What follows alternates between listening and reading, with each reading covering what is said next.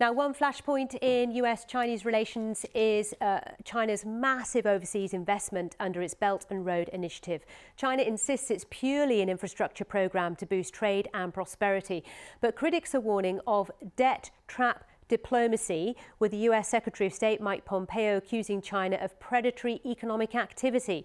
The biggest project under this initiative is the China-Pakistan Economic Corridor, involving $62 billion worth of infrastructure spending. But as Secunda Kamani reports from Islamabad, questions are increasingly being raised about the level of debt cash-strapped Pakistan is building up as a consequence. This is the main road connecting Pakistan with China. It's nearly 1,000 kilometers long, but its single lanes often become clogged with traffic. To reduce journey times, a new highway is being built along this stretch with the help of a Chinese loan. It's part of a broader series of Chinese-funded infrastructure and energy projects, the China-Pakistan Economic Corridor, or CPEC. For both countries, the advantages of CPEC are clear. Through this new road network, China will be able to access the Arabian Sea on Pakistan's coast, cutting its import and export times. Pakistan, for its part, is getting much needed investment. But these projects are worth in total over $60 billion, and there are concerns about how the country could ever pay that money back. The Chinese relationship. Speaking on BBC Hard Talk, though, the Pakistani finance minister said he wasn't worried by the level of Chinese debt. Less than 10% of Pakistan's foreign debt is owned by the Chinese right now. 90% is non-Chinese. We have been into 12 different IMF programs in the last 30 years. Why has this question never been asked about which source or which country has lent how much to Pakistan? Why is this suddenly all this much interest in how much money has come from China? But the cost of machinery imported for CPEC has helped drive Pakistan's trade deficit, and there are still doubts as to how viable the projects will be. The focal point of Chinese attention is this port. It lies in the restive province of Balochistan, home to an ongoing, if low-level, separatist insurgency. Meanwhile, some Pakistani businesses have their own fears about increasing Chinese investment. Pakistani businesses have been fairly concerned about the fact that under CPEC there could be special economic zones where Chinese private sector could come in the production of same goods which Pakistan is already producing. So Chinese may sort of pose some competition. The new government in Pakistan has said it wants to revise CPEC to include a greater role for local companies and exporters. But there are also calls for increased transparency over the terms of previous deals. Secunda Kamani, BBC News, Islamabad.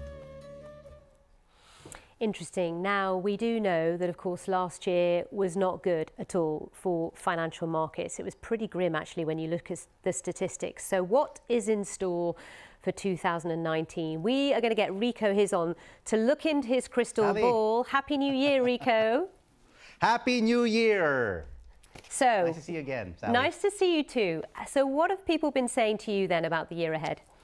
So everyone's big question is, will it be more of the same like last year? Tariff jitters, rising interest rates, fears of diminishing corporate profits, which impacted financial markets. Well, earlier today, Sally, I spoke to international investor Jim Rogers, and I asked him if this U.S.-China trade conflict will be resolved, which is a major issue for investors.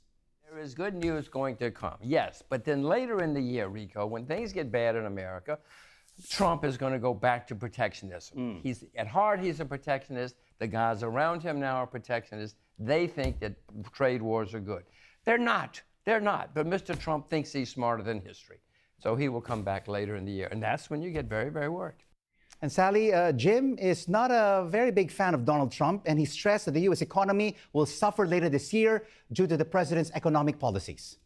Okay for a while, but by the end of the year, we will be in trouble. And we're going to have the worst financial problems in my lifetime. You remember 2008? We had terrible problems with too much debt. Rico, since then, the debt is much, much, it's much deja higher. vu.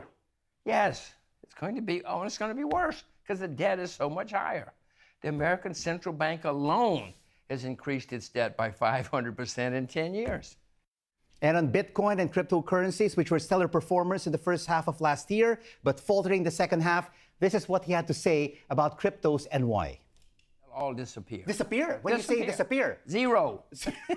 You Why? understand zero?